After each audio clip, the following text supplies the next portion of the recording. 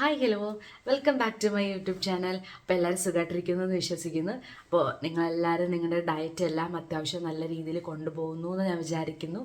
അതുപോലെ തന്നെ ഞാൻ എൻ്റെ വീഡിയോസ് കണ്ടിട്ട് ആർക്കെങ്കിലുമൊക്കെ ഇൻഫ്ലുവൻസ് ആവുന്നുണ്ടെങ്കിൽ അതിൻ്റെ കമൻറ്റ് സെക്ഷനിൽ പറയണം.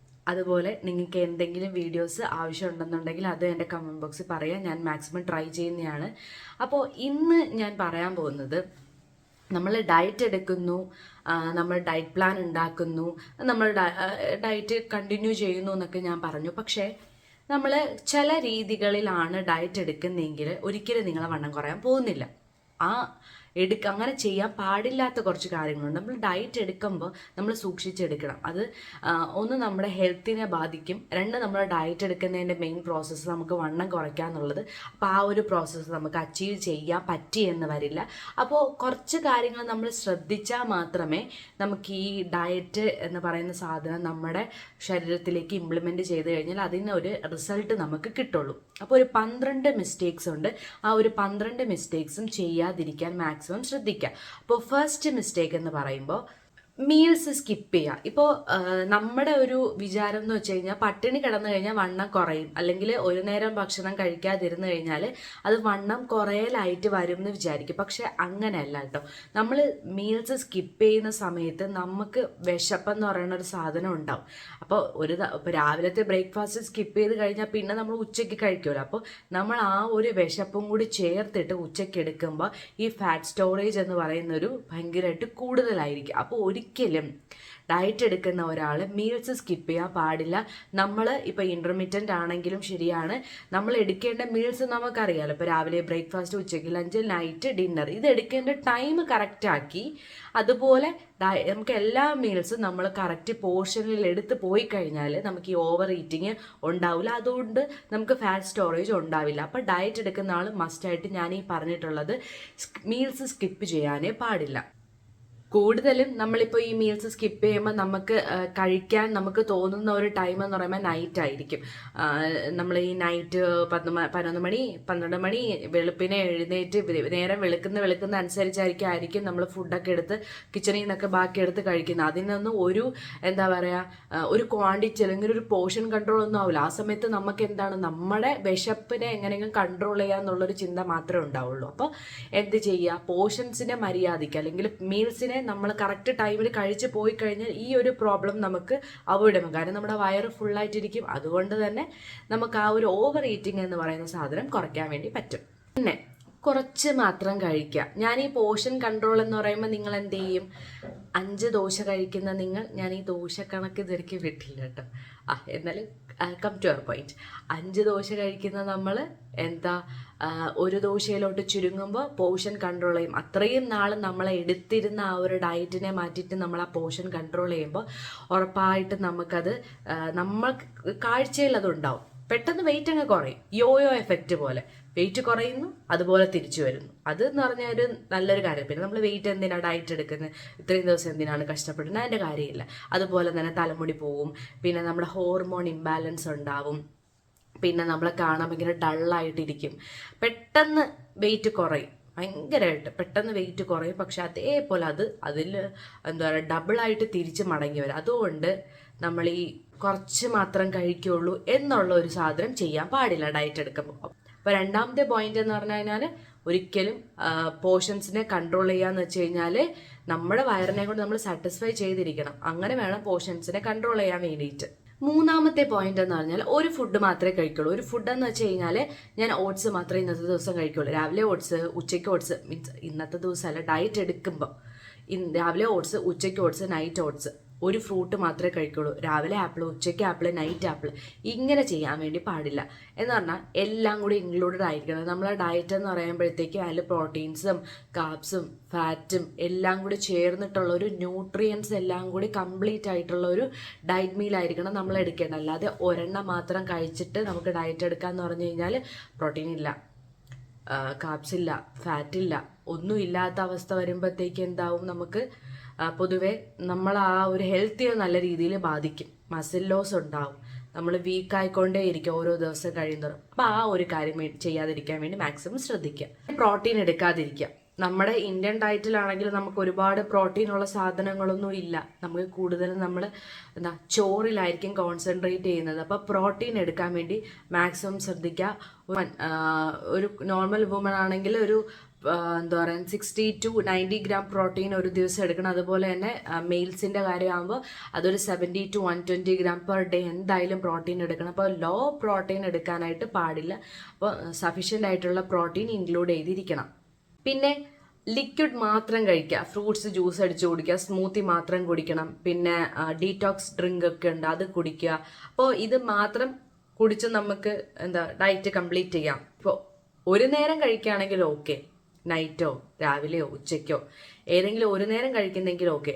ഫുൾ സമയവും ഡയറ്റ് എന്ന് പറയുമ്പോൾ മൊത്തം സ്മൂത്തിയിലാണ് ഇരിക്കുന്നതെന്ന് വെച്ച് കഴിഞ്ഞാൽ അതിനകത്ത് നമുക്ക് സഫീഷ്യൻ്റ് ആയിട്ട് കിട്ടേണ്ട കാര്യങ്ങളൊന്നും കിട്ടില്ല.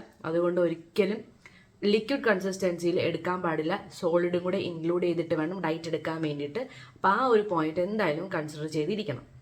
കാർബ്സിനെ കട്ട് ചെയ്യും. നമ്മൾ ആദ്യം ചെയ്യുന്ന ചോറങ്ങ് കട്ട് ചെയ്യും, ചപ്പാത്തി കട്ട് ചെയ്യും, അങ്ങനെ ഒന്നുമില്ല. ഈ ഹെൽത്തി കാർബ്സ് എന്ന് പറയുന്ന കുറച്ച് കാര്യങ്ങളുണ്ട്.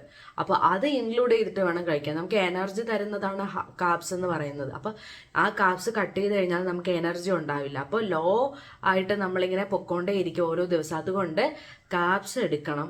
അത് പോർഷൻസിനെ കൺട്രോൾ ചെയ്ത് കാർബ്സ് എടുക്കുക. അതുപോലെ തന്നെ ഹെൽത്തി ആയിട്ട് കുറച്ച് കാർബ്സ് ഉണ്ട്, അതെല്ലാം നന്നായിട്ട് എടുക്കണം. അപ്പോൾ കാർബ്സ് കൺട്രോൾ ചെയ്യാൻ വേണ്ടിയിട്ട് അല്ലെങ്കിൽ കാർബ്സ് മൊത്തത്തിൽ അങ്ങ് അവോയ്ഡ് ചെയ്യാൻ വേണ്ടിയിട്ട് പാടില്ല. പിന്നെ സീറോ ഓയിൽ അല്ലെങ്കിൽ വെരി കുറച്ച് മാത്രമേ ഓയിൽ നമ്മൾ കൺസ്യൂം ചെയ്യുള്ളൂ എന്ന് പറയുന്നത്, അങ്ങനെ ചെയ്യാൻ പാടില്ല.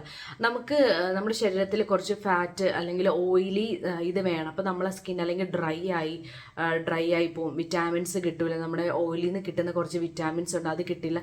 നമ്മുടെ സാധാരണ കോക്കനട്ട് ഓയിൽ, അവക്കാഡോ, പിന്നെ ഗീ, പിന്നെ അതുപോലെ ഒലിവ് ഓയിൽ, ഇതൊക്കെ നമുക്ക് കൺസ്യൂം ചെയ്യാവുന്നതാണ്. അതുകൊണ്ട് എന്താ പറയുക, ഓയിൽ എന്ന് പറയുന്ന സാധനം മൊത്തത്തിൽ ഞാൻ എടുക്കുന്നില്ല എന്ന് പറയാൻ പാടില്ല. നമുക്ക് മൊത്തത്തിൽ എടുക്കണ്ട എന്ന് പറയുന്ന ഒരു സാധനമാണ് പഞ്ചസാര.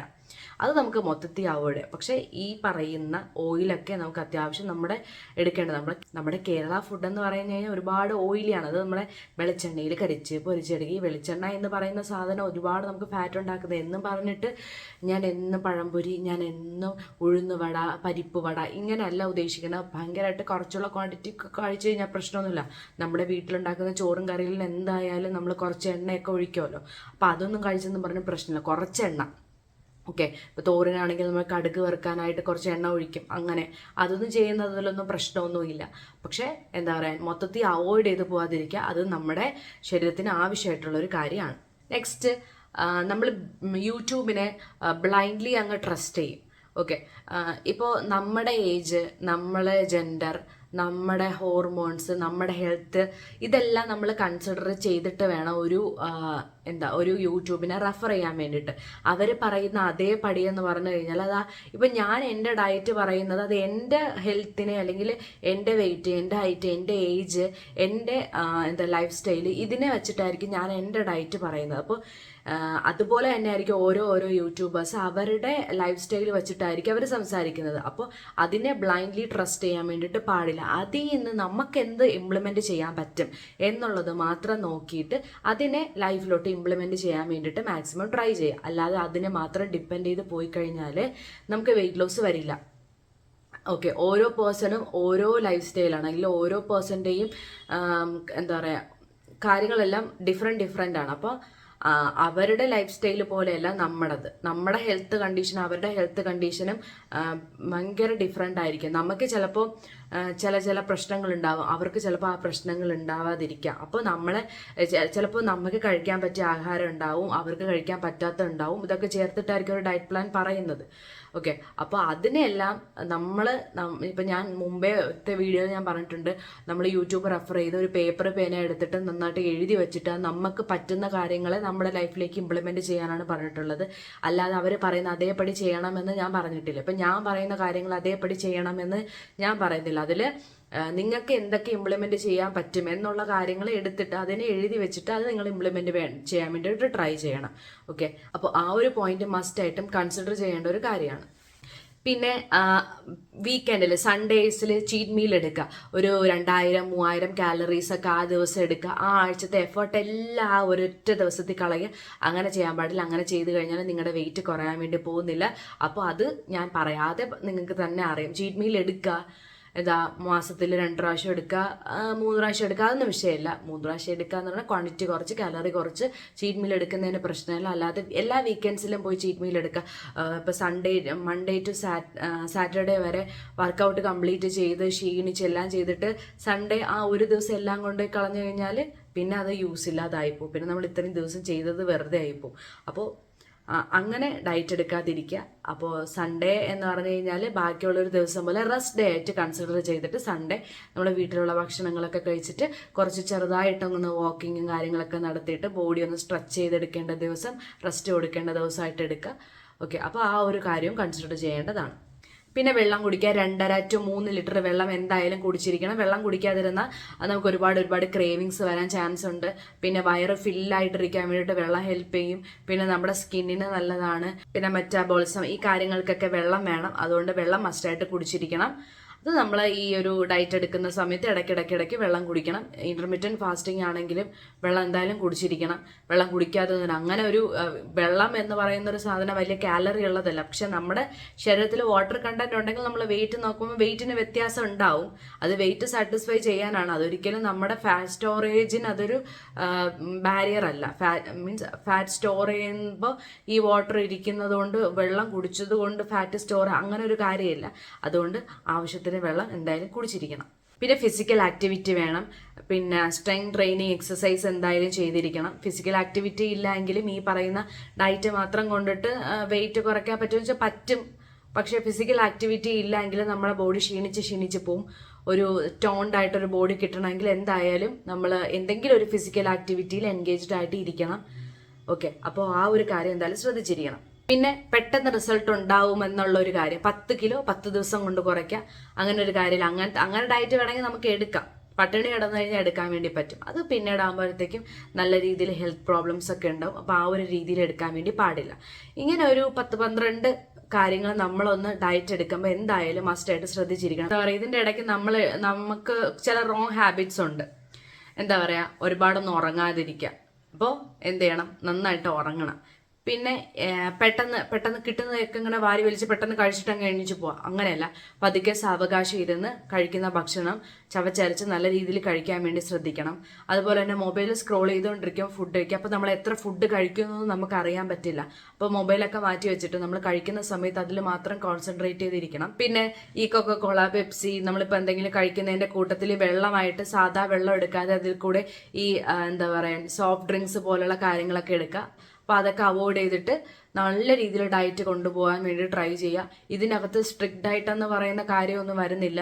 നമുക്കിപ്പോൾ നമ്മുടെ ക്രേവിങ്സിനെ കൺട്രോൾ ചെയ്യാൻ വേണ്ടിയിട്ട്, അല്ലെങ്കിൽ ഷുഗർ ക്രേവിങ്സിനെ കൺട്രോൾ ചെയ്യാൻ വേണ്ടിയിട്ട് ഫ്രൂട്ട്സ് ഉണ്ട്, ഡേറ്റ്സ് ഉണ്ട്.